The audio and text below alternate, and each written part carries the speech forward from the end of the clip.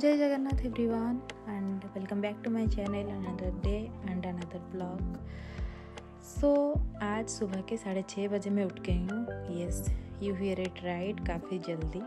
मतलब जल्दी मेरे लिए है। काफ़ी सारे बच्चे तो 3 बजे 4 बजे उठ के पढ़ते हैं, लेकिन मैं सोती हूँ 1-2 बजे। एंड मेरे अकॉर्डिंग 6-7 घंटा सोना बहुत ज़्यादा इम्पोर्टेंट है। आप अच्छे से सोओगे तभी उठ के अच्छे से पढ़ पाओगे। एंड सुबह उठ के यही चीज़ें मैं करती हूँ कि बेड को अच्छे से ऑर्गेनाइज़ कर देती हूँ, ब्लैंकेट वगैरह दूसरे रूम में मैं शिफ्ट कर देती हूँ। तो उसके बाद फ्रेशन अप होना एंड सर्दी में, दिल्ली की सर्दी में ठंडे पानी से मुंह धोना, द मोस्ट डिफ़िकल्ट टास्क।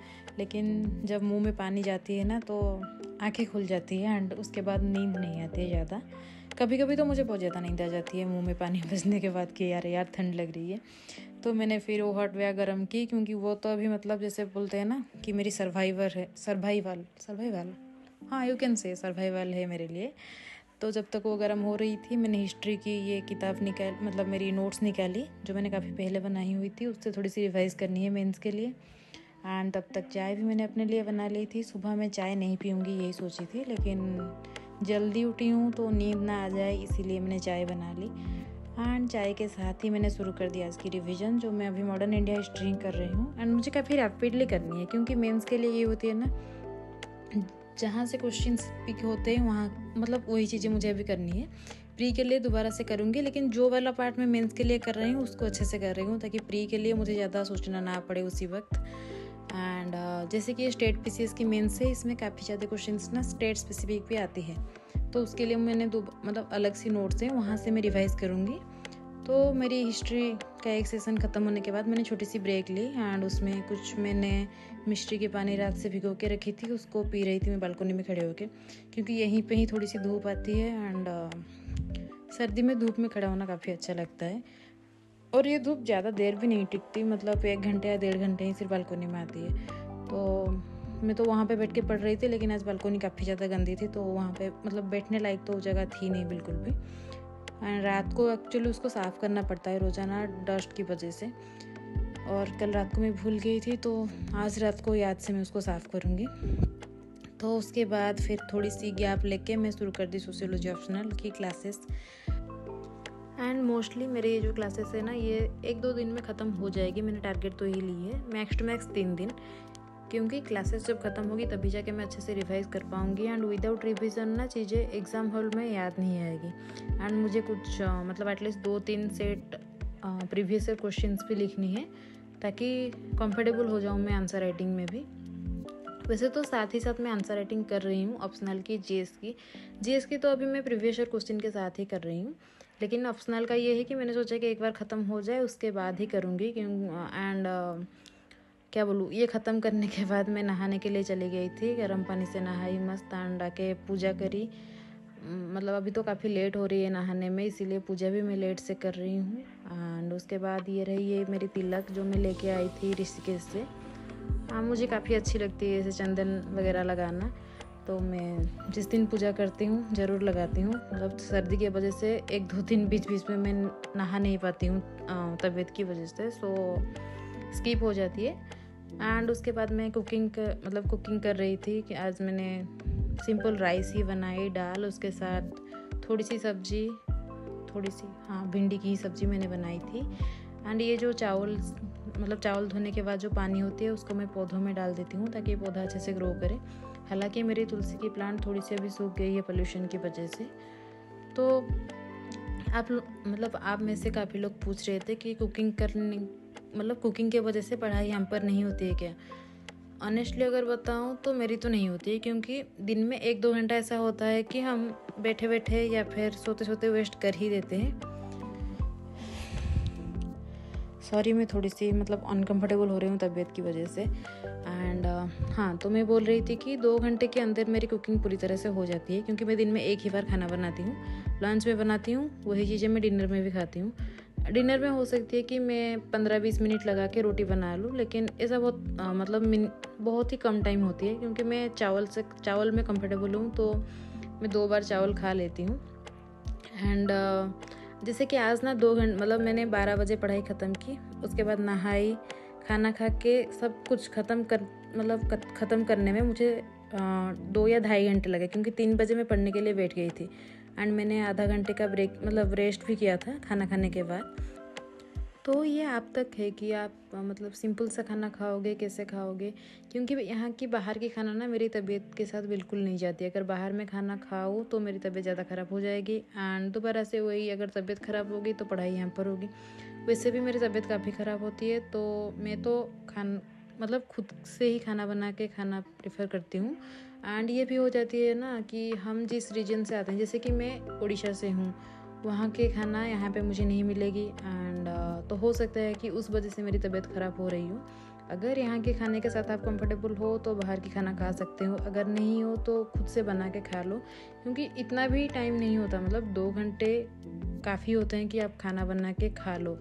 एक बार बनाओ 2 बार खा लोगे, कोई दिक्कत नहीं होगी। लेकिन अगर बाहर से खाओगे, तबीयत ख़राब हो गई तो फिर आपकी काफ़ी टाइम उसमें ही चले जाएंगे।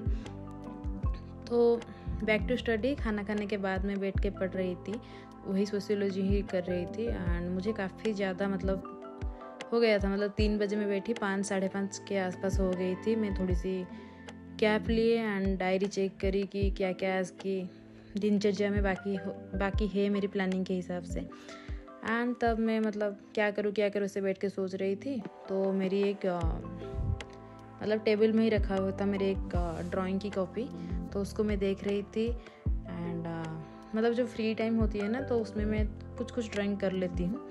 तो फिर मैंने सोचा कि आप लोगों को भी दिखा लो, तो मैं भागी आई कैमरा मतलब मोबाइल लेने। तो ये रही कुछ ड्राइंग्स जो मैंने मतलब जब मैं काफ़ी ज़्यादा बोर हो जाती हूँ या फिर पढ़ाई से थोड़ी सी रेस्ट करने का मन करता है मेरी, तो मैं छोटी छोटी ड्राइंग कर लेती हूँ। काफ़ी बड़े पेंटिंग तो नहीं करती, जो 1 घंटे 2 घंटे में कंप्लीट हो जाए वैसी ही चीज़ें करती हूँ। ये तो मैंने आधे में ही छोड़ दी थी एंड इसीलिए मुझे दिखाना सही नहीं लगा, लेकिन ये मैंने बड़ी प्यार से बनाई थी। मतलब एक दिन रात की 1 बजे के आसपास मुझे पढ़ाई करने का मन नहीं कर रही थी, तब मैंने उसको बनाई थी। एंड ये कुछ सिंपल सा डूडल ही है, मैं अभी रिसेंटली बनाई थी एंड डूडलिंग में वैसे भी टाइम नहीं लगती। एंड ये रही मेरी लास्ट ड्राइंग जो मैं घर जाने से पहले मतलब दशहरा से पहले ही बनाई थी। बाकी पूरी कॉफ़ी अभी खाली है, देखते हैं आगे कभी टाइम होगी तो मैं बनाऊंगी।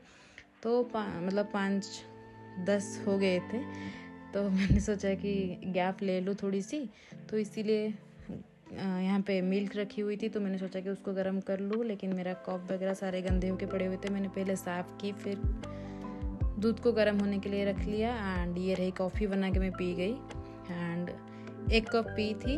एंड उसके बाद जब पढ़ने बैठी तो मैंने सोचा कि एक और कप बना के उसको भी पी लूँगी, क्योंकि अगर ऐसे दूध में रख देती हूँ ना उसके बाद वो ख़राब हो जाती है, मेरे को याद नहीं आता पीने के लिए एंड काफ़ी बार वेस्ट भी हो गए हैं मेरे से। तो अभी मैं एथिक्स की आंसर राइटिंग कर रही हूँ, क्योंकि इस बार पहली बार हमारे स्टेट पीसीएस में एथिक्स का इंक्लूड हुआ है, तो आइडिया तो है नहीं कैसे क्या क्वेश्चंस आएंगे। सो मैं प्रीवियस ईयर जो यूपीएससी की क्वेश्चंस है वही लिख रही हूँ अभी एंड आज पहली बार शायद मैं एथिक्स के आंसर्स लिख रही हूँ। मतलब प्रीवियस ईयर क्वेश्चन से मैं लिख रही थी पहले कुछ सैम्पल क्वेश्चंस, लेकिन प्रीवियस ईयर क्वेश्चंस मैंने अटेंड नहीं की थी। तो इनिशियली जो फर्स्ट क्वेश्चन थी 2022 की, वो मेरे को देख के लगा कि अरे इतने बड़े क्वेश्चंस कैसे हो सकती है, तो उससे थोड़ी सी मुझे डर लग रही थी। लेकिन जैसे जैसे मैं लिखती गई 4-5 क्वेश्चंस होते होते तो मैं कंफर्टेबल भी हो गई एंड मुझे काफ़ी मज़ा भी आ रही थी, क्योंकि आंसर राइटिंग को लेकर ना हमारे दिमाग में एक डर होती है कि यार ये मतलब मेरे दिमाग में तो था कि आंसर राइटिंग्स में कैसे करूँगी, इतने बड़े बड़े क्वेश्चंस होते हैं। क्वेश्चंस देख के मैं डर जाती थी इनिशियली, लेकिन अब काफ़ी मज़ा आ रहा है लिखने में एंड आप लोगों भी अगर आंसर राइटिंग से डरते हो तो लिखना शुरू करो, उसके साथ साथ ना हो जाएगी आपसे भी।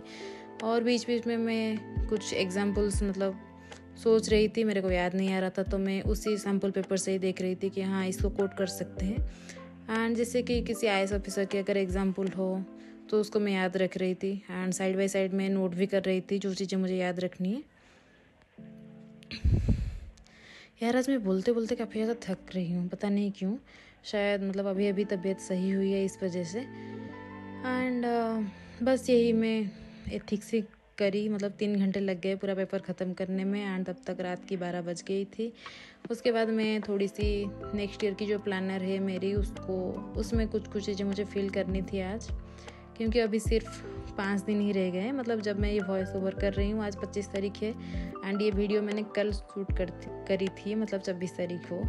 तो मुझे ये लिखना था कि अपनी गोल्स क्या है, क्यों है, क्योंकि गोल सेट करना बहुत ईजी होता है, जब तक उसकी क्यों का पता हमें नहीं होगा ना तो अचीव करने में डिफ़िकल्टी हो जाती है। तो आज तो मैंने काफ़ी सारे क्वेश्चंस के आंसर्स लिखे एंड मुझे काफ़ी ज़्यादा खुशी हो रही थी कि मैंने 1 साल के पूरा क्वेश्चंस कंप्लीट कर लिए 3 घंटे के अंदर।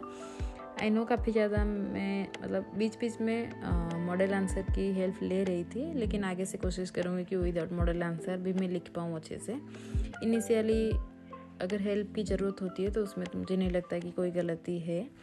So I hope you guys enjoy today's vlog, and if you do then please do like, share and subscribe to my channel, and bye bye and alvida for until the next vlog of course, and stay tuned for the next vlog guys. Thank you for watching.